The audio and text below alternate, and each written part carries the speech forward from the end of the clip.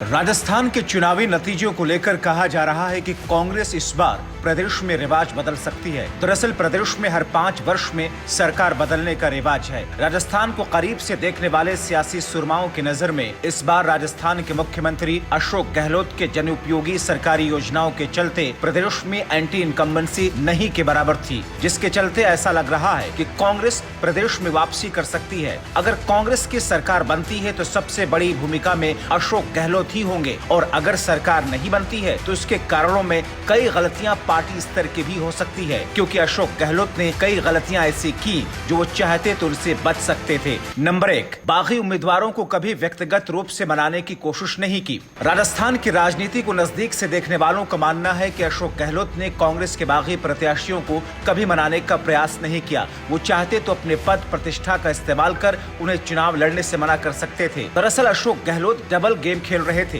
क्योंकि वो खुद चाहते हैं कि पार्टी को पूर्ण बहुमत न मिले, क्योंकि उन्हें यकीन है कि पूर्ण बहुमत आने पर सरकार बनाने की चाबी उनके हाथ से निकलकर पार्टी हाईकमान के पास चली जाएगी, और पूर्ण बहुमत न मिलने की पोजीशन में पार्टी के अंदर उनकी पूछ बरकरार रहेगी और किसी तरह जोड़ तोड़ कर फिर से वो सीएम बन जाएंगे। नंबर 2, 3.5 साल तक सचिन पायलट को अपमानित करते रहे गहलोत। सचिन पायलट के लिए अशोक गहलोत लगातार अपमानजनक शब्दों का इस्तेमाल करते रहे, जबकि सचिन पायलट ने 2018 में कांग्रेस को सत्ता में लाने के लिए अनथक मेहनत की थी। करीब 6 महीने पहले कहा गया कि अशोक गहलोत और सचिन पायलट के बीच मतभेद खत्म हो गए हैं, पर शायद वो सब दिखावा था। चुनाव के दौरान दोनों एक ही पोस्टर में तो नजर आए, लेकिन साथ साथ न तो रोड शो हुए न ही रैलियां हुई। पायलट समर्थकों में स्पष्ट संदेश गया कि दोनों के बीच में मनभेद बरकरार है। गुर्जर वोटर गहलोत को कभी माफ नहीं कर पाए। उन्हें यह भी लगता है कि गहलोत के रहते पायलट कभी मुख्यमंत्री नहीं बन पाएंगे। नंबर 3, बार बार पेपर लीक से तड़पते रहे युवा। राजस्थान में 5 वर्षों में करीब 17 बार पेपर लीक की खबरें आई।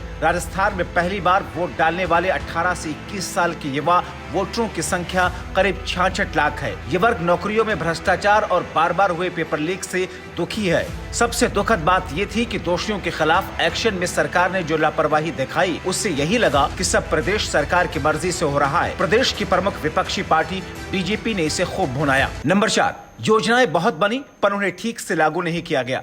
गहलोत अगर हारे तो उसकी एक वजह यह भी होगी कि योजनाएं तो खूब बनाई पर उनके क्रियान्वयन में बहुत लापरवाही बरती गई, भ्रष्टाचार हुआ।